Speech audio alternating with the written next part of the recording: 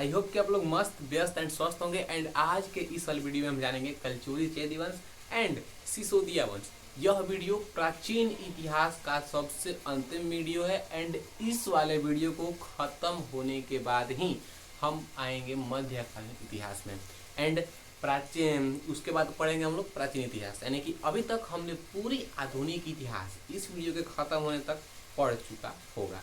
And हम पढ़ेंगे अब मध्यकालीन इतिहास, लेकिन मध्यकालीन इतिहास पढ़ने से पहले शुरू करेंगे हम लोग एक इसका रिवीजन वीडियो, यानी कि पूरा प्राचीन इतिहास का हम लोग करेंगे पहले रिवीजन, यानी कि पूरा पहले वंश पढ़ेंगे, पूरा धर्म पढ़ेंगे। एंड दो टॉपिक इसमें छूट चुका है ना, उसको हम आगे कवर करने वाले हैं। तो सिंधु घाटी की सभ्यता और वैदिक सभ्यता। देखिए, अगर हम बात करें कलचुरी चेदी वंश की, तो कलचुरी चेदी वंश के संस्थापक कोकल कौन है? कोकल। याद करने के लिए आप लोग इसको कोयल के नाम से भी याद कर सकते हैं, नहीं यानी कि चल कोयल, चल से मतलब कि कलचुरी चेदी एंड कोयल से ना कोकल। और इसकी जो राजधानी है वह त्रिपुरी। कहाँ पे? त्रिपुरी। एंड थोड़ा सा और आगे बढ़ेंगे तो हम जानेंगे सबसे शक्तिशाली राजा गंगेदेव, यानी कि कलचुरी चेदी वंश का सबसे शक्तिशाली राजा गंगेदेव था। एंड इसको यानी कि गंगेदेव को विक्रमादित्य की उपाधि प्राप्ति कर सकते हैं, यानी कि गंगेदेव कभी कभी अगर ऑप्शन में न देगा और विक्रमादित्य देगा तो समझिए कि यह इसी का नाम है, ठीक है। एंड थोड़ा सा अब देखिए, कलचुरी चेदी वंश में जो सोने के सिक्के विलुप्त हो चुके थे, यानी कि पहले सोने के सिक्के भारत में चलाए गए, लेकिन जो बीच में जो विलुप्त हो चुके थे, मतलब कि बीच में आपने किसी भी धर्म में सोने के सिक्के का इतिहास नहीं पढ़ा है, या फिर सोने के सिक्के कितना चलाया गया, किसने चलाया गया, ये केवल एक वीडियो में पढ़े होंगे। तो वो जो बीच में खत्म हो गया, यानी कि उसको बंद कर दिया गया था, उसको यानी कि विलुप्त स्वर्ण सिक्कों को पुनः चालू करवाया किसने? गंगेदेव ने, जो कि सबसे शक्तिशाली राजा था कलचुरी चेदी वंश का। यानी कि विलुप्त चेदी वंश का, देखिए विलुप्त चेदी वंश का ना स्वर्ण सोने के सिक्के, यानी कि स्वर्ण सिक्कों को किसने शुरू करवाया था? तो गंगे देव ने शुरू करवाया था। एंड इस वंश का सबसे महान शासक, देखिए यहाँ पे सबसे शक्तिशाली है ना, और यहाँ पे सबसे महान है। तो सबसे महान शासक कर्णदेव, जिसको कि त्रिक लिंगाधिपति की उपाधि प्राप्त थी। यह इसलिए प्राप्त थी क्योंकि इसने कलिंग पर आक्रमण करके अपने आप, मतलब कि कलिंग पर विजय प्राप्त कर लिया था ना, और अपने आप को त्रिकलिंगाधिपति की उपाधि प्राप्त की। तो कर्णदेव को त्रिकलिंगाधिपति, गंगेदेव को विक्रमादित्य की उपाधि प्राप्त थी। और एक प्रसिद्ध कवि हैं जिसको कि आप लोगों को याद करना है, प्रसिद्ध उतना खास नहीं है लेकिन इसको याद करना है आप लोगों को एग्जाम की दृष्टि से। देखिए, प्रसिद्ध कवि राजशेखर, पूछे कि राजशेखर किसके दरबार में रहते थे, या राजशेखर किसके दरबारी थे? तो कलचुरी चेदी वंश था ना, ये कलचुरी के दरबारी थे, ठीक है, यानी कि इसी वंश के दरबारी थे। एंड यहाँ से होती है पूरी हमारी कलचुरी चेदी वंश समाप्त, ठीक है। अब हम जानते हैं सिसोदिया वंश, यानी कि सूर्यवंशी वंश के बारे में। अब अगर हम बात करें कि सिसोदिया वंश अपने आप को किस नाम से बुलाते थे, यानी कि सिसोदिया जितने भी वंश के लोग थे वे सब अपने आप को सूर्यवंशी एक फिल्म का भी नाम है, जो कि अक्षय कुमार का फिल्म है, वो फ्लॉप हो चुका था ना अच्छे से।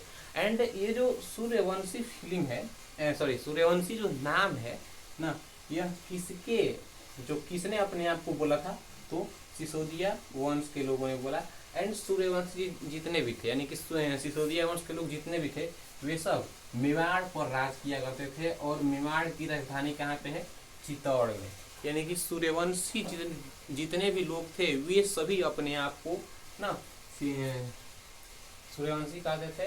एंड वे सब यानी कि सिसोदिया वंश के लोग मेवाड़ पर राज किया करते थे, और मेवाड़ की राजधानी उन्होंने चित्तौड़ बनाई। और ये दोनों ही जगह राजस्थान में है। कहाँ पे? राजस्थान में है, राजस्थान, यहाँ पे राजस्थान में है, ठीक है। और देखिए, एक सिसोदिया वंश का एक राजा हुआ राणा कुंभा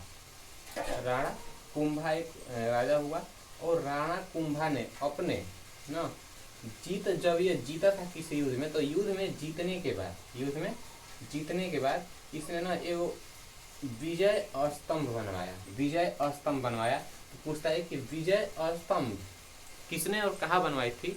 तो विजय स्तंभ का निर्माण राणा कुंभा ने, कहाँ पे, राणा कुंभा ने चित्तौड़ में, चित्तौड़ कहाँ पे है, तो चित्तौड़ है राजस्थान में।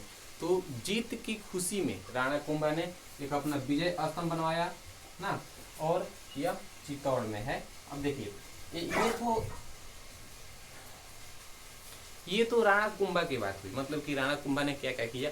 और एक और राजा हुआ राणा सांगा। देखिए राणा कुंभा और राणा सांगा में अंतर है। यहाँ पे राणा सांगा और इब्राहिम लोदी के बीच में एक युद्ध हुआ है, जिसको कि खतौली का युद्ध भी कहते हैं। और खतौली का युद्ध राणा सांगा और इब्राहिम लोदी के बीच 1518 ईस्वी में हुआ। तब तक की भारत की खोज हो चुकी थी कि नहीं यही भारत है, इसी को भारत कहते हैं। देखिए यहाँ पे 1518 है, लेकिन यहाँ से लगभग 100 साल पहले, यानी कि 100 साल पहले ही भारत की खोज हो चुकी थी। 1518 ईस्वी में खतौली का युद्ध हुआ, लेकिन इससे 100 साल पहले क्या है, यही भारत है, इसी को भारत के नाम से जाना जाए। यह खोज हो चुकी थी। और भारत की खोज किसने की, आप लोग इसको कमेंट में बताइएगा। अब देखिए, अब यहाँ तक हमने पूरी क्या पढ़ ली, कलचुरी चेदीवंश और सिसोदिया वंश। ये हमारा पूरा ही रहा ना, प्राचीन इतिहास का पूरा टॉपिक हमने पढ़ लिया। एंड इस टॉपिक को पढ़ने के बाद आई होप कि आप लोगों को पूरी वीडियो समझ में आ गई होगी। और मिलते हैं एक अगली वीडियो में, या तो मध्यकालीन इतिहास के साथ, नहीं तो प्राचीन इतिहास का रिवीजन करते हुए ना। तब तक लीजिए आप लोग इसका एक स्क्रीनशॉट और मिलते हैं एक अगली वीडियो में एक नए टॉपिक के साथ। तब तक के लिए धन्यवाद।